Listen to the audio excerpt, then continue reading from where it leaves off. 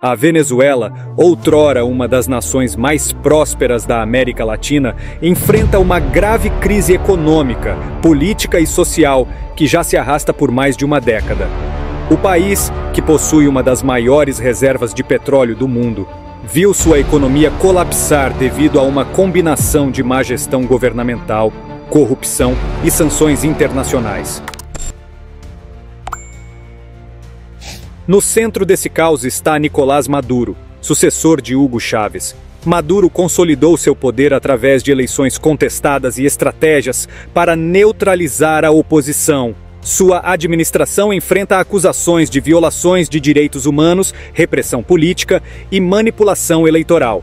Por outro lado, a oposição, liderada atualmente por Edmundo González, busca mudar esse cenário. González afirma ter vencido as últimas eleições realizadas no país, apresentando atas eleitorais como prova.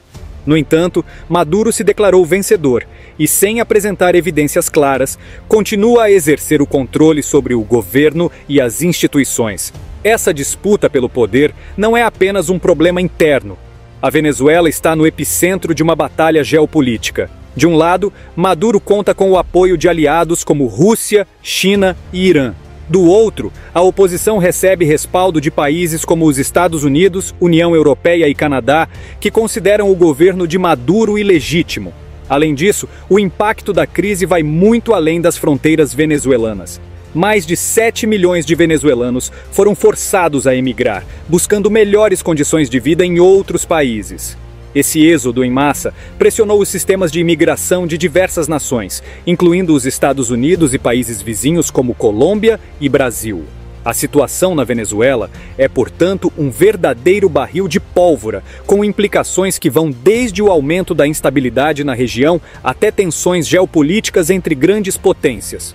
O dia 10 de janeiro, marcado para a posse de Nicolás Maduro, é apenas mais um capítulo dessa longa e turbulenta história. O dia 10 de janeiro é visto como um divisor de águas na política venezuelana.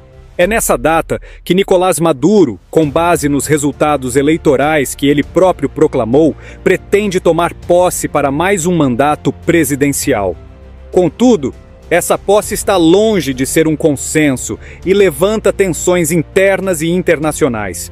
De um lado, Maduro insiste na legitimidade de sua vitória, mesmo sem apresentar provas concretas que a sustentem. Do outro, Edmundo González, líder da oposição, reivindica ter sido o verdadeiro vencedor das eleições. González conta com o apoio de setores da oposição e de parte da comunidade internacional, incluindo os Estados Unidos, que reconhecem sua vitória como legítima. Essa disputa torna a data especialmente sensível. Para Maduro, a posse não é apenas um ato simbólico, mas uma demonstração de poder e controle. Para a oposição, liderada por González, o objetivo é impedir que Maduro consolide ainda mais seu domínio, denunciando ao mundo as irregularidades do processo eleitoral. Internamente, a oposição enfrenta desafios enormes. Mesmo com alegações de fraude eleitoral, ela não possui meios práticos para evitar que Maduro tome posse. A mobilização popular, que já foi um fator importante em outras crises, enfraqueceu devido à repressão estatal e ao cansaço da população diante de anos de instabilidade.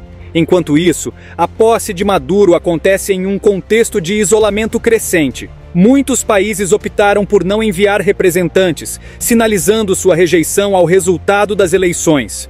No entanto, algumas nações, como México e Colômbia, surpreenderam ao anunciar que enviarão delegações, um movimento visto como uma tentativa de reaproximação com o regime chavista. Os Estados Unidos, que no dia 20 de janeiro estará sob a administração do governo Trump, mantém uma linha dura contra Maduro. Washington já impôs uma série de sanções contra altos membros do regime chavista, incluindo Diosdado Cabello, um dos principais aliados de Maduro. A mensagem é clara: os Estados Unidos não reconhecem a legitimidade de Maduro e pressionam por mudanças estruturais na Venezuela. No entanto, outros países têm adotado abordagens diferentes. México e Colômbia, que anteriormente se posicionaram de forma crítica ao regime chavista, anunciaram que enviarão representantes à posse de Maduro. Esse movimento é interpretado como uma tentativa de reaproximação pragmática, buscando diálogo e estabilidade na região, mesmo que isso signifique endossar tacitamente a continuidade de Maduro no poder. A União Europeia, que anteriormente reconheceu o opositor Juan Guaidó como presidente legítimo, está dividida. Alguns países do bloco defendem uma postura mais diplomática, enquanto outros insistem em manter a pressão sobre o regime chavista. A falta de uma posição unificada reflete as complexidades geopolíticas e os interesses divergentes dentro do bloco. Entretanto, potências como Rússia, China e Irã continuam a apoiar Maduro, não apenas como aliados estratégicos, mas também como uma forma de desafiar a hegemonia dos Estados Unidos na região. Para esses países, a Venezuela representa uma peça-chave em um jogo geopolítico maior, onde o controle de recursos naturais, como o petróleo e a influência sobre a América Latina, são fatores críticos. Enquanto isso, organizações internacionais, como a Organização dos Estados Americanos, têm desempenhado um papel ambíguo. Apesar de condenarem as práticas autoritárias de Maduro, a falta de consenso entre os países membros limita sua capacidade de ação efetiva. Essa divisão internacional cria um cenário de grande incerteza para a Venezuela. Por um lado, Maduro se apoia nos aliados que lhe garantem suporte político e econômico. Por outro, enfrenta uma oposição internacional que, embora fragmentada, continua pressionando por mudanças. Dentro da Venezuela, o equilíbrio de poder é sustentado por três pilares principais: Nicolás Maduro, a oposição liderada por Edmundo González e Maria Corina Machado e as Forças Armadas Bolivarianas, que desempenham um papel crucial na manutenção ou na contestação do regime. Nicolás Maduro, apesar de enfrentar ampla rejeição popular e internacional, consolidou seu poder ao longo dos anos por meio de um aparato de repressão e controle. Ele implementou expurgos dentro das Forças Armadas para eliminar dissidências, mantendo os altos escalões leais ao regime por meio de privilégios econômicos e políticos. Muitos desses oficiais são beneficiados com acesso a negócios lucrativos no setor de petróleo, mineração e até contrabando, garantindo uma base de apoio sólida entre os líderes militares. Por outro lado, a oposição, agora representada por Edmundo González e Maria Corina Machado, enfrenta desafios monumentais. Embora González tenha apresentado provas de sua vitória nas eleições, a oposição carece de ferramentas práticas para transformar esse resultado em poder efetivo. A repressão contra líderes opositores e a falta de mobilização popular são obstáculos significativos. Além disso, a população, exausta após anos de crise e repressão, não demonstra o mesmo nível de engajamento que foi observado em momentos críticos do passado.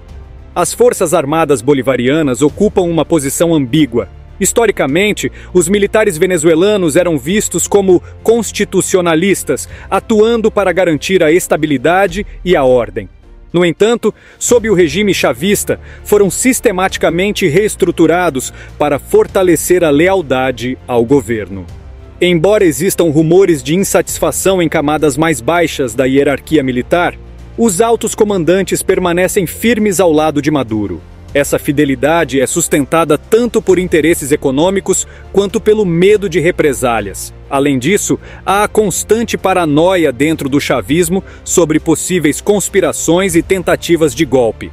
Maduro denunciou mais de 20 supostos planos de assassinato contra ele, frequentemente utilizando essas acusações para justificar prisões de opositores e expurgos internos. Essas ações aumentam o controle sobre as instituições do Estado, mas também aprofundam o isolamento do regime. Apesar do domínio de Maduro, existe o temor de que uma parte das Forças Armadas possa se convencer de que tem o dever de restaurar a democracia no país. No entanto, qualquer tentativa desse tipo enfrentaria severa repressão e poderia desencadear uma escalada de violência. Internamente, a dinâmica política continua altamente volátil, com Maduro se agarrando ao poder, a oposição tentando encontrar maneiras de se organizar e as Forças Armadas atuando como um órgão de repressão. Muitos também sonham com uma intervenção de Erik Prince, fundador da empresa mercenária Blackwater. Mas invocar uma intervenção estrangeira ou mercenária é um convite para mergulhar o país na ingovernabilidade e no confronto, além de agravar a migração massiva, coisa que nem os Estados Unidos nem os países vizinhos querem. Se você gostou deste vídeo, você também vai gostar desse vídeo que estou te indicando e que está aparecendo aí na sua tela.